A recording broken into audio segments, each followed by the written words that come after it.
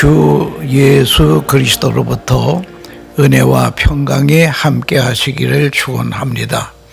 오늘은 베드로전서 5장 8절에서 10절 말씀에 근신하라 깨어라 너희 대적 마귀가 우는 사자같이 두루다니며 삼킬 자를 찾나니 너희는 믿음을 굳게 하여 그를 대적하라.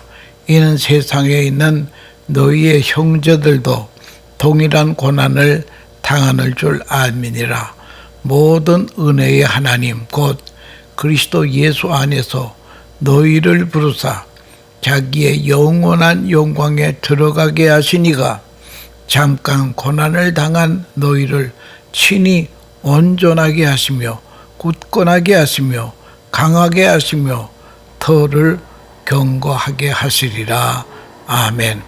이 말씀을 가지고 근신하라 깨어라 라고 하는 주제로 말씀 드리려고 하는 것입니다. 금년이 6.25 사변이 일어난 지 71주년이 되는 해라고 하는 것입니다. 이 사변이란 큰 변고나 난리를 말하는 것으로 한 나라가 상대국에 대해 선전포고도 없이 일으킨 전쟁이라고 하는 의미를 포함하고 있다라고 하는 것입니다. 1945년 8월 15일에 일본은 미국에 무조건 항복을 합니다. 그 통치 지역이었던 한반도는 군사적인 편의에 따라 38선을 경계로 한반도는 미국과 소련 양국 군대에 의해 분할 점령 통치하였습니다. 한반도가 분할된 상태는 미국, 영국, 소련 3국 외상은 그해 12월에 모스크바에서 회동을 하고 한반도에 5년간 신탁 통치 실시할 것을 합의했습니다. 이에 대하여 우리 국민들은 맹렬히 신탁운동 반대.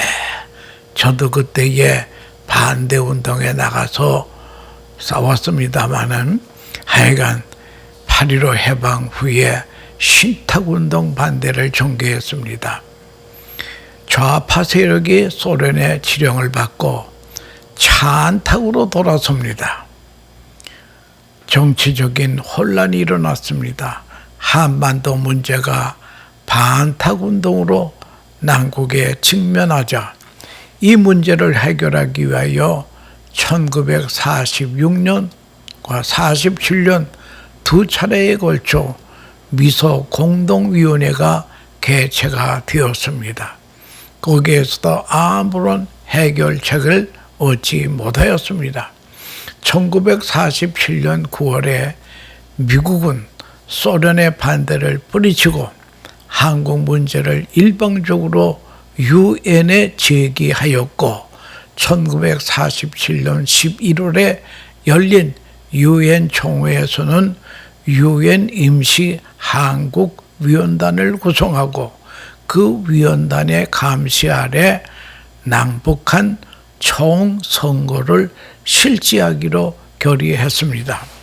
그러나 북한을 점령하고 있는 소련군 사령관은 1948년 초에 활동을 개시한 위원단의 입국을 거절하였습니다.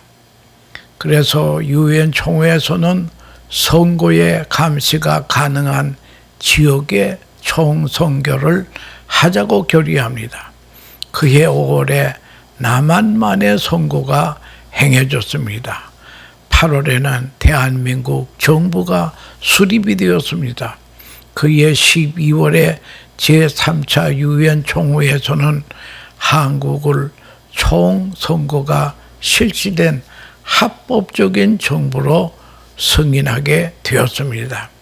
한편 북한에서는 김일성을 중심하여 최고인민회의를 해서 선거를 실시하여 9월에는 조선민주주의 인민공화국을 선포함에 따라 소련을 비롯한 공산 여러 나라가 이를 승인하게 이르렀고, 이래서 한반도에서는 남북한이 각각 별개의 정권을 수립하여 분단을 공식화하게 되었다고 하는 것입니다. 정부 수립을 마친 북한은 곧 이어서 미소 양군의 철수를 요구하였고, 이에 부응하여 지정학적으로 유리한 소련은 그해 10월부터 철병을 개시했습니다. 남한하는 공산 세력의 준동에 대응하여 주한 미군에 계속 주둔을 요청한 바 있습니다.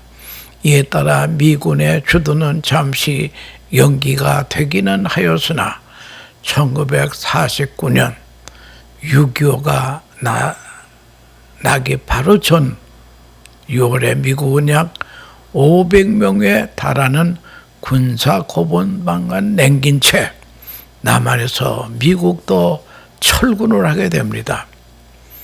이제 소련이 그어놓은 잠재적인 군사 분계선이었던 38선은 이제 남북한이 각각 별개의 정부를 수립함으로 국경 아닌 국경선이 되어버리고 말았습니다. 그러한 분단 과정에서 우선 북한은 소련에 의한 계획적인 군사력 증강에 박차를 가하여 1948년 10월에는 소련군이 철수할 때까지 이미 완전 무장한 4개의 보병사단과 소련제 T-34 중형 전차로 장비한 105기갑 부대가 편성이 되었습니다. 1949년 3월 17일에는 소련과 북한 간의 조소 군사 비밀 협정이 체결이 되었고, 3월 18일에는 중공과 상호 방위 조약이 체결되었고, 중국 공산군에 있던 조선군 2만 5천 명이 북한에 인도되었습니다. 이로써 10개 북한군 사단 13만 명이 38선에 배치가 되었습니다. 10만 명의 예비군까지 후방에 조직이 되었습니다. 막강한 군사력을 갖추게 된 김일성은 이어 국내외 정세의 변화에 고무되어 무력 통일을 구상하게 되었습니다. 6.25 사변의 배경에는 국외적인 요인을 정리해 보면 1949년 10월 중국 대륙이 공산화가 되었고, 1949년 6월에는 주한 미군이 철수하였고, 1950년 1월 미국의 극동 방어선이 한국과 대만을 제외시킨다는 애치슨 미국 국무장관의 성명이 있었습니다. 1949년 말경 김일성이 모스크바를 방문하여 남한의 무력 침공 계획에 대한 스탈린의 승인을 받아내었다고 하는 것입니다. 남한에서는 1946년 1월에 미 군정사나 국방경비대와 해양경비대가 1948년 8월에 정부가 수립이 되어서 각각 육군, 해군, 국군으로 개편이 되었습니다. 1949년 4월에는 해병대, 그리고 10월에는 공군이 편성이 되어 병력은 10만에 이르렀습니다. 그러나 장비가 빈약하였습니다. 북한의 군사력에는 비교할 수가 없는 상태였습니다. 더군다나 예비군도 없이 8개 사단 중 4개 사단은 38도선에부터 먼 후방에 배치되어 공상 게리라 소탕에 여념이 없었습니다. 북한은 1950년 6월 25일 새벽 4시경에 기습적인 불법 남침을 강행하여 6.25 사변을 일으킨 것입니다. 우리는 분명히 기억해야 합니다. 6.25 사변은 북한의 불법 남침이었고 선전포고도 없이 기습전쟁이었다고 하는 사실을 우리가 알아야 됩니다. 6.25 사변으로 인해서 사망자가 137만 명입니다. 부상 또는 실종된 사람은 180만이 된다고 합니다. 당시 6.25 전쟁 때에 미군이 178만 9천 명이 한국으로 파병이 되었습니다.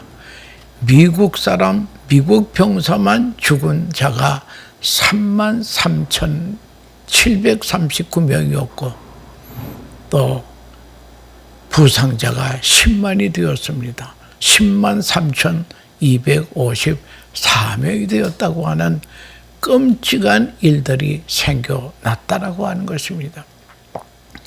그리고 그 중심이었던 김일성의 뒤를 이어 소위 백두혈통이라는 전 세계에서 유일무이한 독재 가문이 지금까지 북한을 지배하고 있다라고 하는 것입니다.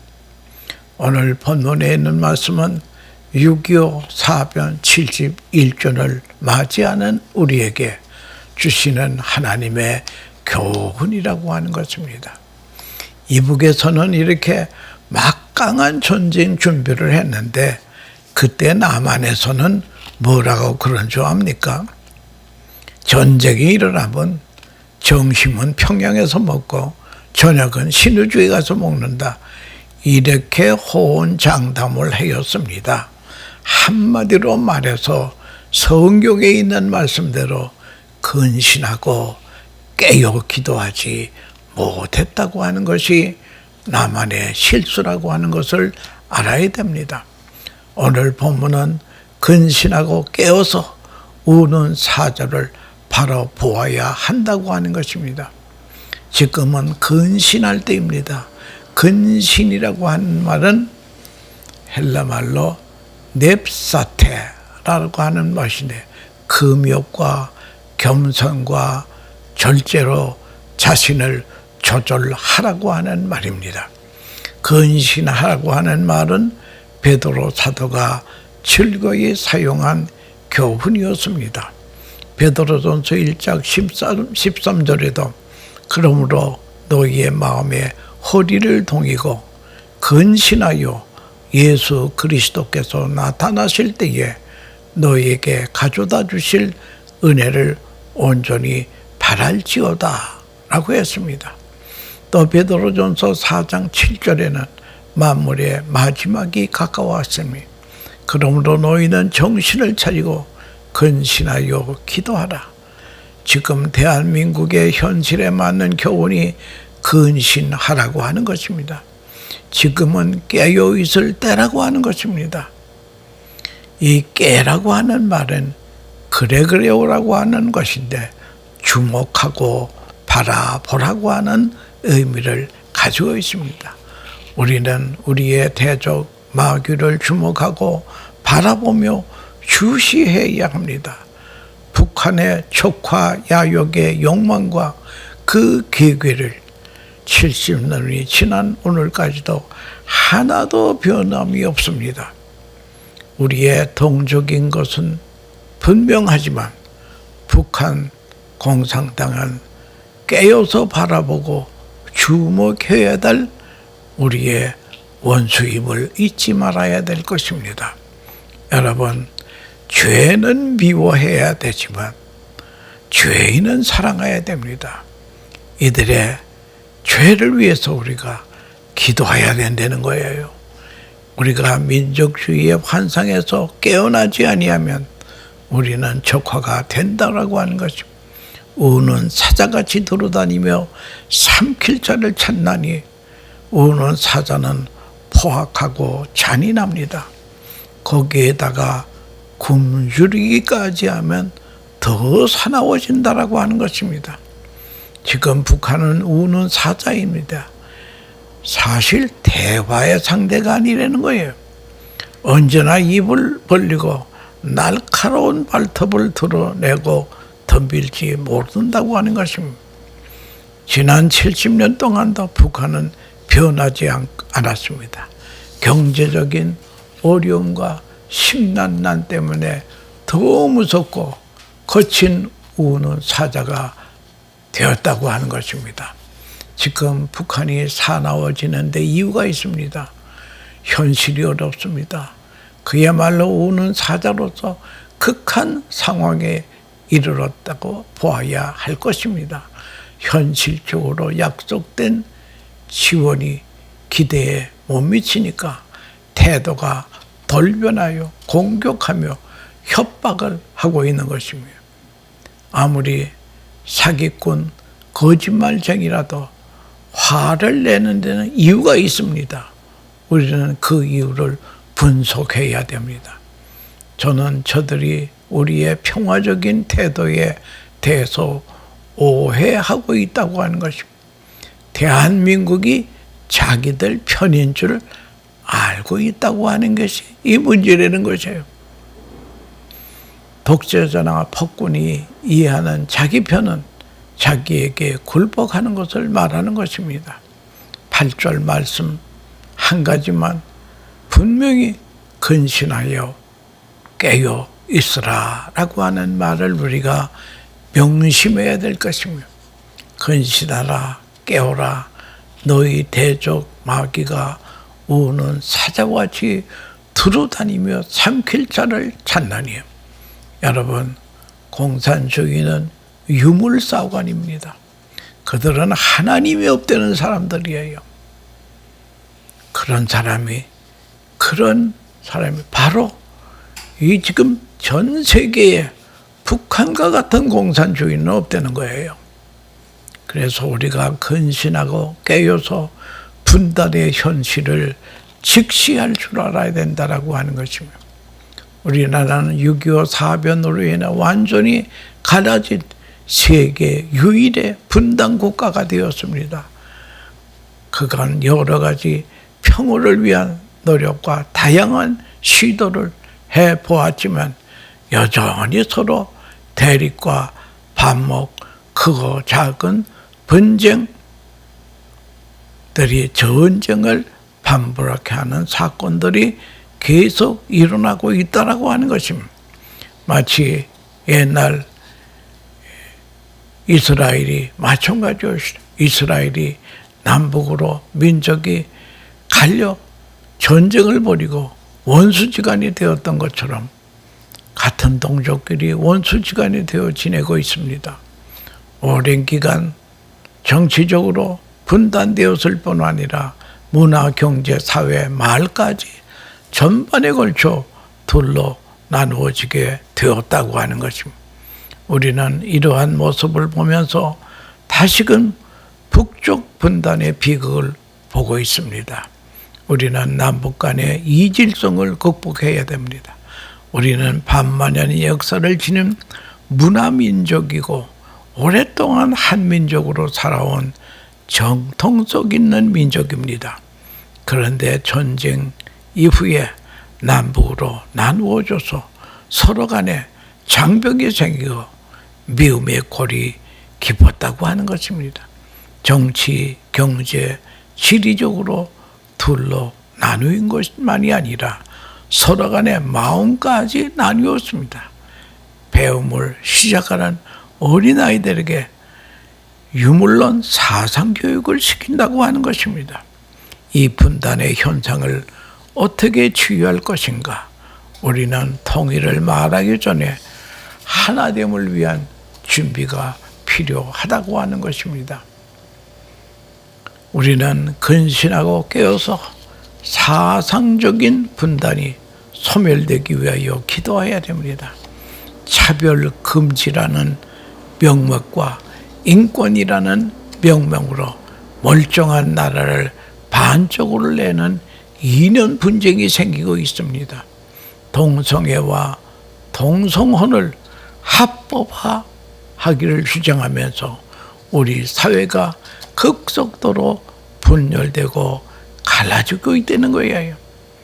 더 무서운 것은 신앙적인 분단입니다.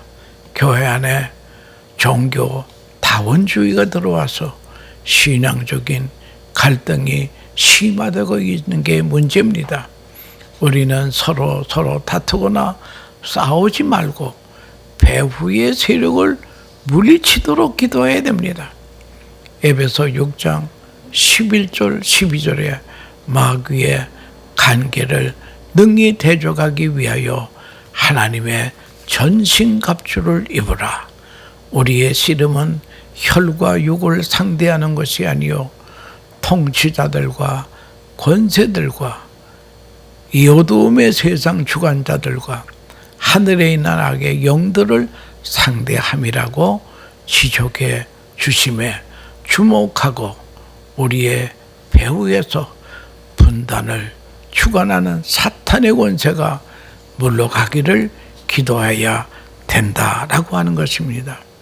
근신하여 깨어서 형제들의 고난을 바라보고 돕는 일, 베푸는 일을 해야 될 것입니다. 9절 말씀에 너희는 믿음을 굳게 하여 그를 대적하라. 이는 세상에 있는 너희의 형제들도 동일한 고난을 당할 줄 알미라 말씀하였습니다. 우리는 동족으로서 같이 현실적인 어려움을 극복하는데 노력이 있어야. 북한의 가장 어려운 현실 문제는 식량 문제입니다. 식량 부족으로 인하여 굶주림 문제, 심각한 인권 문제가 일어나고 있다는 거예요. 북한의 지도자들은 이러한 현안 문제 해결을 위한 노력보다는 체제 유지를 위한 군사력 확장과 핵과 전략 무기의 개발을 위해서 막대한 투자를 하고 있는 상태라고 하는 것입니다. 백성은 굶어 죽고 있는데 이런 핵 개발이라 하고 또 김정은이의 별장이나 지으려고 그러고 이런 게 얼마나 안타까운 일인지 알 수 없다라고 하는 것입니다. 우리는 이런 현실을 그냥 볼 수가 없습니다. 정말 깨어 기도하는 우리의 삶이 되어야 된다라고 하는 것을 알아야 될 것입니다. 근신하고 깨어서 고난을 통한 하나님의 연단을 성숙하게 잘 받아 힘을 길러야 된다라고 하는 것입니다. 무엇보다 우리의 믿음의 형제들이 하나님 앞에 바르게 서는 경건의 훈련이 필요합니다. 오늘 본문 10절에 모든 은혜의 하나님 곧 그리스도 안에서 너희를 부르사 자기의 영원한 영광에 들어가게 하시니가 잠깐 고난을 당한 너희를 친히 온전케 하시며 굳건하게 하시며 강하게 하시며 터를 경고케 하시리라고 약속하셨습니다. 세계의 역사나 이스라엘 역사를 보면 죄가 관용할 때 하나님의 심판이 임했습니다. 이스라엘 역사상 다윗 시대에 가장 큰 나라를 이뤘습니다. 다윗은 블레셋, 암몬, 시돈, 에돔, 기타 여러 나라들을 이스라엘에게 족속시켰습니다. 영토는 요단강 건너편 유다 남쪽 부엘세바까지 이르렀습니다. 그들이 조공을 바쳤습니다. 그런데 남북으로 나뉘어지고 백성들이 우상 숭배의 죄에 빠지고 볼 때에 국력은 약해지니 한때 종속되었던 나라들이 독립하게 된다라고 하는 것은 당연한 일입니다. 이스라엘을 넘보게 됩니다. 아람 왕 베나닷은 이스라엘 수도 사마리아로 쳐들어오기도 했습니다. 그리고 결국 북쪽 이스라엘은 아수르에서 망하고 남쪽 유다는 바벨론에 의해서 멸망당하고 말았습니다. 이런 민족 분열이 되고 백성이 타락하면 국력도 약해진다라고 하는 그런 사실을 우리가 꼭 명심해야 되는 것입니다. 하나님은 죄는 심판하십니다. 그러나 하나님의 구원의 약속에 의해서 결국 하나님 우리를 구원하시기도 합니다. 여러분, 이 평화라고 하는 말 자주 쓰는데요. 평화의 의미를 우리가 잘 알아야 될 것입니다. 평화라고 하는 것은 히브리 말로 샬롬이었다. 평안, 평강, 평화라고 됩니다. 이스라엘 사람들은 서로 만나면 자연스럽게 인사말로 샬롬을 말합니다. 이 샬롬이라고 하는 것은 복원, 회복을 의미하는 단어일시다. 복원과 회복의 결과로 주어지는 것이 샬롬이라고 하는 것입니다. 참 평화는 완전히 회복을 통해 주어지는 것입니다. 성경에서 샬롬은 완벽한 상태는 천지창조 완성 후에 나타났습니다. 하나님은 천지를 창조하신 후에 샬롬의 탄성을 바라셨습니다. 하나님 보시기에 심히 좋았더라. 에덴 동산은 심히 좋은 것이었습니다. 샬롬의 동산이었습니다. 그러나 아담 해아가 인간이 범죄한 후에 이 샬롬은 깨어지게 되었다고 하는 것이 인간의 비극이라고 하는 것입니다. 여러분, 사람이 받는 복 중에 최고의 복이 샬롬의 복이라고 하는 것입니다. 그 샬롬 안에는 만 가지의 복의 패키지가 거기 들어있다는 것을 알아야 될 것입니다. 하나님이 주시는 평강이 진짜 평강이 올시다. 우리가 뭘 해도 평강이 있습니다. 운동하는 사람도 마음이 불안하면 운동이 안 돼요. 운동하는 사람도 평강이 있어야 되고, 공부하는 사람이나 과학하는 사람도 마음에 평강이 있어야 그것을 감당할 수 있지. 마음에 불안함은 편지 한 장도 쓸 수가 없는 것이 인간이라고 하는 것입니다. 샬롬이란 하나님과의 관계에서 온다고 하는 걸 알아야 됩니다. 의와 사랑의 관계, 이웃과 화목, 자기 자신의 자유와 행복, 물질에 대한 자유와 번영, 이런 것을 통합해서 샬롬이라고 합니다. 우리 마음속에 평강이 있어야 됩니다. 그래야만 사람이 될 수 있고 사람이 할 수 있는 모든 일을 할 수 있게 된다라고 하는 그런 말씀이 되겠습니다. 여러분, 6.25 사변 71주년을 맞이하면서 우리에게 주시는 말씀, 근신하라, 깨어라. 우는 사자 같은 북한을 바로 직시해야 된다라고 하는 것입니다. 분단의 현실을 놓고 기도하면서 형제들의 아픔을 같이 나누며 여러 가지 주어진 고난을 통해 연단받아서 힘을 기름으로 참된 평화, 복음, 통일, 우리 한반도에 하나님이 주시는 평강, 하나님이 주시는 샬롬이 찾아오기를 간절히 소원합니다. 감사합니다.